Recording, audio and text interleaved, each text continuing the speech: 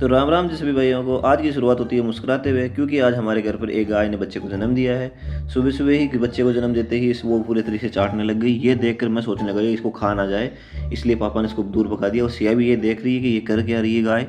तो इतनी देर के अंदर गाय है ना फिर से उसको चाटने लग गई। धनाधन चाटती जा रही, ऐसा लग रहा खा जाएगी इसको। लेकिन इसने मना कर दिया कि नहीं नहीं मैं नहीं खाऊंगी। तो पापा ने इसको उठा दिया वहाँ से और हम चलते बने घर के अंदर।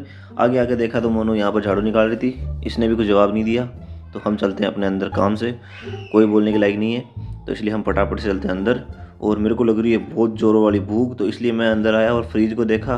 तो फ्रिज में मेरे को खाने के लिए कुछ नहीं मिला, तो मेरा हो गया दिमाग ख़राब। तो फिर मैंने चाय को देखा कि चाय तो पी लेते हैं, लेकिन चाय भी इसमें नहीं थी। तो मैं वहाँ से भी दिमाग ख़राब होते हुए निकल गया बाहर। बाहर थोड़ी देर में निकल के फिर मैंने देखा कि क्या करना था। हाँ, सुबह भैया को छोड़ने जाना था, तो इसलिए मैं हो गया फटाफट से तैयार और अभी जाऊँगा भाई साहब को स्टैंड पर छोड़ने के लिए। तो चलते हैं यहाँ से भाई साहब छोड़ने के लिए, इनको बोलते हैं टाटा बाय बाय। आगे जाके मैं देखता हूँ कि गाड़ी गाड़ी मेरी चाबी है ही नहीं। तो गाड़ी फिर मैं भूल गया यार, चाबी कहाँ गई अपनी। चाबी लेने के लिए मैं अंदर गया, काफ़ी ढूंढी नहीं मिली। फिर भाई ने बोला अरे मेरे पास पड़ी है, मैं देता हूँ, रुक जा तुम। तो फिर भाई ने अंदर गया और चाबी पकड़ाई कि ये ले चाबी। मैं खुश से हो गया, आओ चाबी मिल गई। तो वहाँ से मैं फटाफट से निकलता हूँ, चाबी मिल गई। दांत निकालते हुए अंदर बाहर गया, गाड़ी में चाबी लगाई और निकलने ही लगा था कि इतनी देर में दूध वाले भैया आ गए। तो हम लोगों को रुकना पड़ा, इसलिए हम लोग दूध वाले भैया को बाय बाय बोल के निकल गए फटाफट से, क्योंकि भाई साहब की बस निकल रही थी। इसलिए हमने गाड़ी को बहुत तेज़ भगाया, झूम झूम झूम झूम झूम।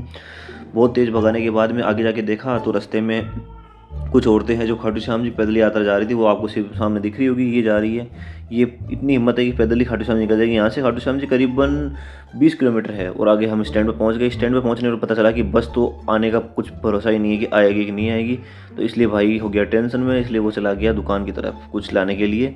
और मैं वहाँ बैठा बैठा बोर हो रहा था, इसलिए मेरा दिमाग खराब हो गया, मैं करूँ क्या। तो भाई ने बोला रुक मैं आता हूँ थोड़ी देर में, फिर इंतज़ार करते हैं। इंतज़ार करने के बाद में अगर बस आ गई तो हम निकल जाएंगे। तो 2 घंटे इंतज़ार के बाद में आखिरकार बस आ गई। तो भाई वगैरह को टाटा टाटा बाय बाय बोल के मैं यहाँ से निकलने की सोच रहा हूँ कि जल्दी से यहाँ से निकल जाऊँ। निकलने के बाद में यहाँ से मैं रवाना होकर निकलता हूँ घर आके मेरे को पता चलता है कि मोनू बना रही थी खाना और मेरे को कहीं जाना था, इसलिए मैं हो गया हूँ वापस से तैयार। तो अभी तैयार होने के बाद के अंदर हम लोग वापस यहाँ से निकलेंगे कहीं जाने के लिए, क्योंकि कुछ प्लान बनाया हमने। तो मोनू भी यहाँ पर रेडी है और हम जाने के लिए तैयार हो गए हैं बिल्कुल, और यहाँ से हम निकलते हैं। तो चलते हैं, अभी हम पहुंच गए वहाँ पर जहाँ जाना था, क्योंकि बीच का व्लॉग बना नहीं पाए। इसलिए अभी क्या है कि इनका जन्मदिन है भाई साहब का, ये जो आपको साइड में दिख रहे हैं। तो इनका जन्मदिन सेलिब्रेट करते हैं और बोलते हैं सभी को Ram Ram tata bye bye. अभी ये देखो सिया से कटवा रहे हैं केक। अभी नया नया फर्स्ट व्लॉग है, इसलिए कुछ सही से लिपसिंग हो नहीं पा रही मेरे से, तो करूँ क्या।